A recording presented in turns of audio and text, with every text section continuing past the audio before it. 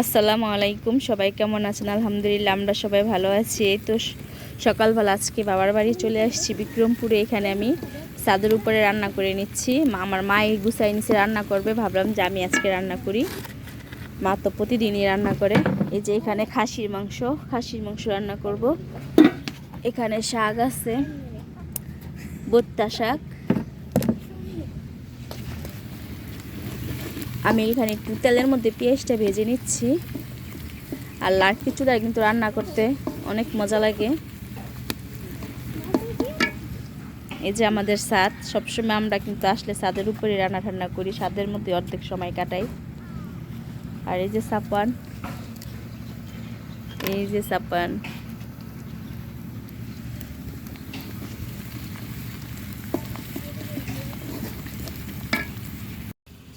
মশলাটা ভালো করে কষিয়ে নিয়েছে। যে এখানে বুড়িটা রান্না করে নিব আগে।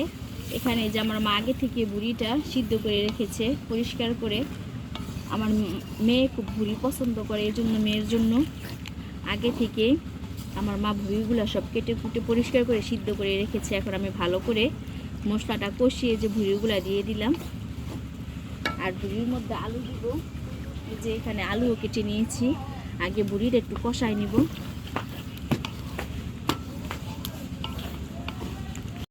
গরুর ভুড়িটা কষানো হয়ে গেছে। এখন আমি যে কেটে রাখা আলুটা দিয়ে দিব।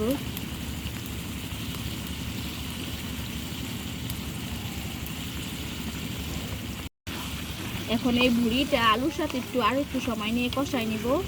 আর এখানে বটের সাথে দেখলাম যে ফ্যাকসা, তারপর ছোটো ছোটো কলিজার টুকরা আছে একসাথে মিক্সড। এটা কিন্তু খেতে আরও বেশি মজা লাগে।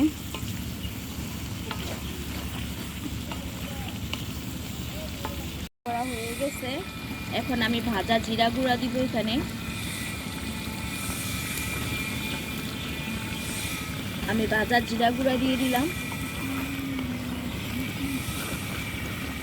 এখন বটটা কিছুক্ষণ 2 থেকে 3 মিনিট রান্না করে তারপর নামায় রাখবো। গরুর বটটা নামাই রাখছি। এখন খাসির মাংসের জন্য মশলাটা এখানে কষিয়ে নিয়েছি। যে এখানে খাসির মাংসটা আগে থেকে ধুয়ে রেখেছি। এখন এটা দিয়ে দিব।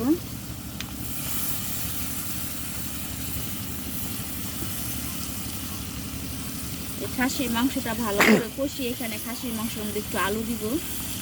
বাচ্চা আছে বাসায়, বাচ্চারা সবাই আলু পছন্দ করে।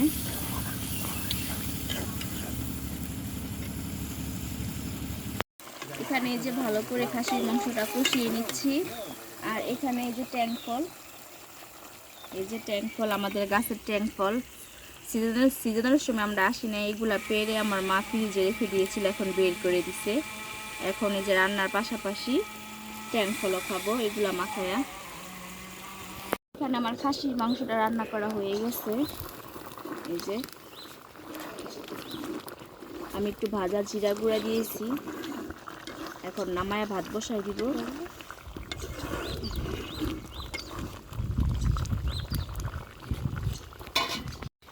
খাওয়ার সময় অবশ্য ভিডিও করা হয়নি, খুব মজা করে খেলাম ট্যাং ফল। খাসি মাংস রান্না করার পর ভাত রান্না করে নিয়েছি। এখন আমি লাস্টে ভুট্টা শাক রান্না করে নিব। এখানে পরিমাণ মতো লবণ দিয়ে দিলাম। শাকটা আগে ভাপ দিয়ে নিব। এখানে স্বাদ মতো লবণ দিলাম। আর দিব পেঁয়াজ।